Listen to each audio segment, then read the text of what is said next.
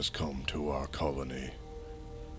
You remember our venerable settlement, opulent and imperial, gazing proudly from its stoic place among the valley. I lived all my years near that ancient, rumor-shadowed monolith. Conditioned by killboxes and mountain bases, I began to tire of conventional challenge when I heard singular, unsettling tales suggesting the monolith was a gateway of sorts to a fabulous and unnameable power.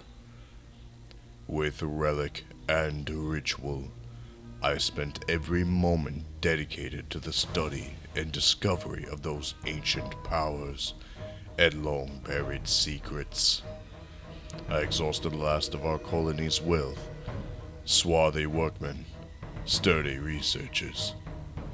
We at last connected to the dark conscience dwelling within the monolith, setting forth a fog of antediluvian evil.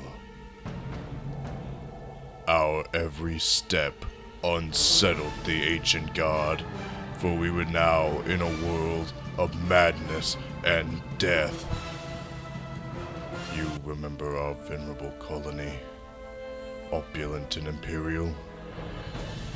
I beg of you, finish the study, stop this festering abomination, deliver our colony from the ravenous, clutching shadows of the Anomaly. At the beginning of last year, I made the grave mistake of buying Rimworld. I thought I'd give it a try, as it seemed like a relaxing game to chill and play on the weekends. This turned into a 5-month spiral, where I was eating, breathing, and living Rimworld. I played it every chance I could get, and currently have around 1,300 hours in the game, and it remains my favorite colony sim to date.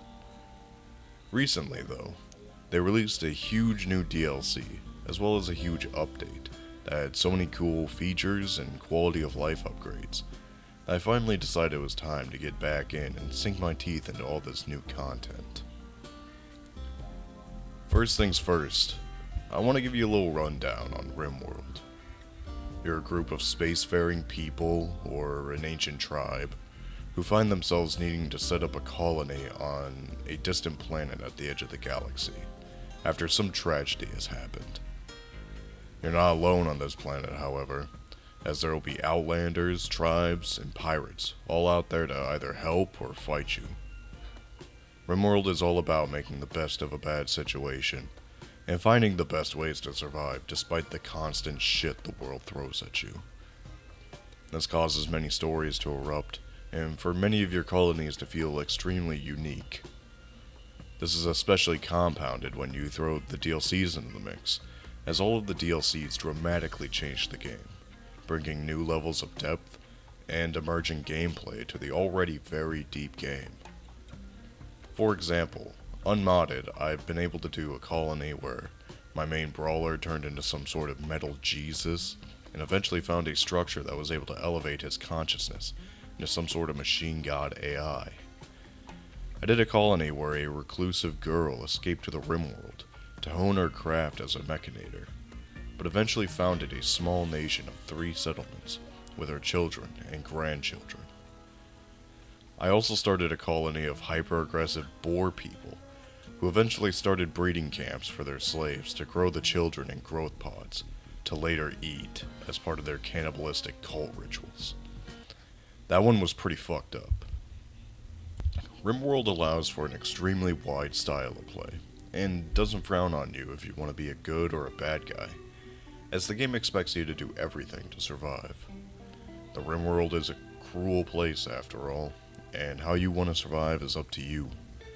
That being said, however, none of the DLCs ever made it harder to survive, as they were all more focused on adding more elements to the roleplay, or adding more depth to the gameplay.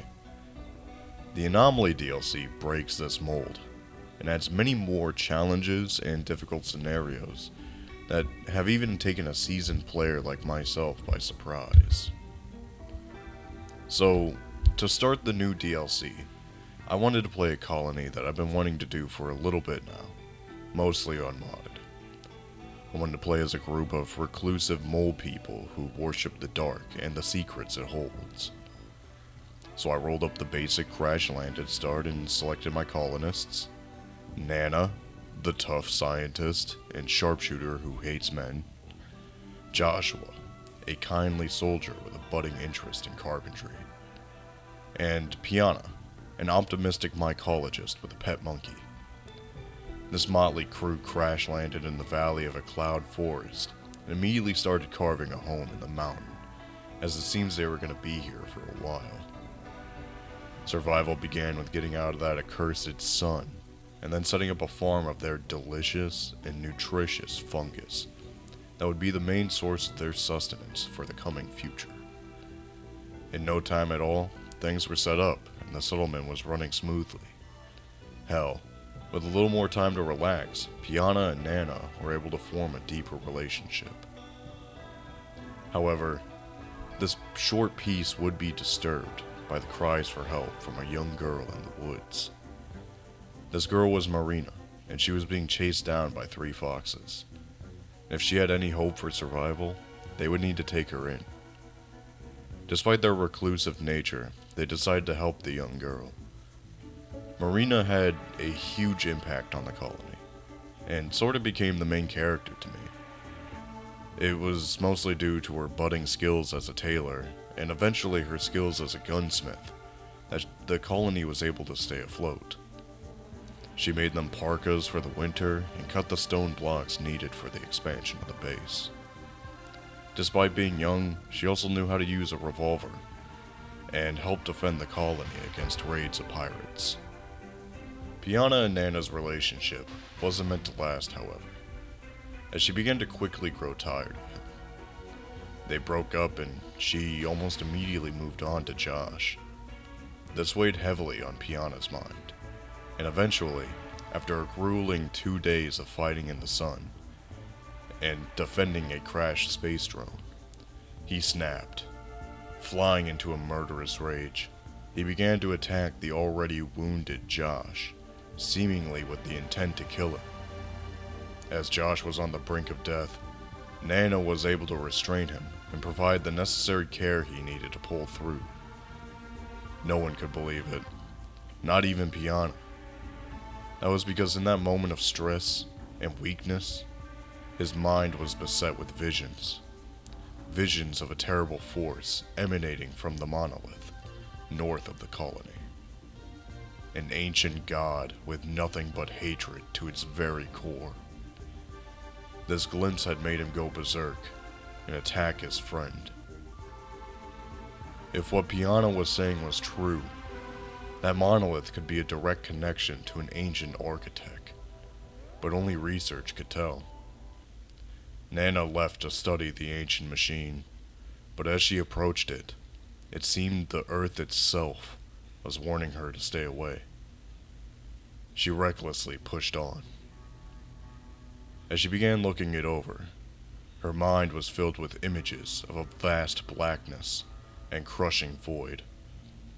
As she stared into that abyss, she could feel it seeping out. Whatever was in the monolith was able to enter our world through her connection. Curiosity got the better of her as she continued to focus on that abyss and felt a great force slip out. This was terrifying, but the opportunity for study was unprecedented, as we had never had an opportunity to interact with an architect in a manner this direct. Whatever horrible creatures that may be in the world now will have to be captured and studied. From this moment on, the base was being attacked by all sorts of invisible creatures, human-like spiny monsters, twisting obelisks that turned nearby animals into pulsating masses of flesh, and a bunch of guys who hung around the edge of the map and started saying the N-word a lot, I think. With a little grit and a sturdy defense, they were able to defend against all these anomalous horrors, and the study was progressing. However, there was nothing that could have prepared them for what was coming next. A black fog descended on the valley, choking every being within with the overwhelming scent of death. Corpses strewn across the valley were rising from the dead to attack the living. This included all the anomalous entities the colony had defeated earlier. A nightmare came true as the mountain of bodies attacked the fortress en masse, ravaging everything inside. This spurred a black-clad sharpshooter to rush to the colony to assist in this dire time. However, it was too late. Our savior was nothing more than an undertaker, here to count the bodies of the dead, which included him soon enough. The light of this growing fortress was snuffed out, as little Marina did everything she could to crawl to safety. Anomaly is full of stories like this, and honestly, I really love it. Tynan has always said that the game wasn't just a colony sim, but a story generator. And I really feel he was able to achieve this with this DLC. Was able to turn this game that I knew inside and out completely fresh, as well as breaking me out of the habits that I had formed during my 1,300 hours of play, and forced me to think outside the box a little bit. That said, however, I feel like there could have been a bit more added to the DLC to integrate it better with the rest of the game. Just like the Royalty DLC, there are elements of the DLC that apply to the rest of the game, but for the most part, it feels mostly separate, and was added more so as optional side content that you can choose to engage with. Ideology and Biotech, on the other hand, completely flipped the game on its head in terms of roleplay and replayability. I think that the best way to engage parts of the DLC would be to have some events play out whether or not you have the monolith active or not.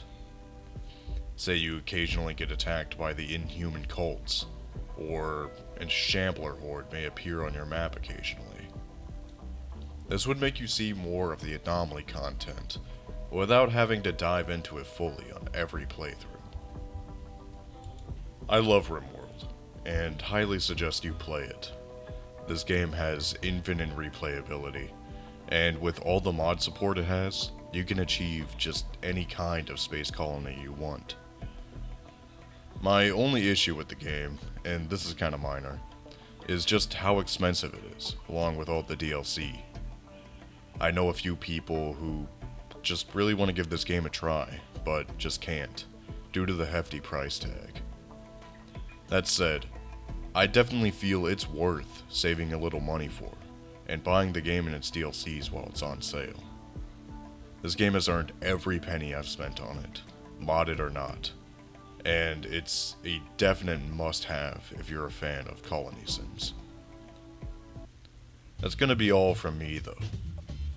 Keep an eye out your windows tonight. And thanks for watching.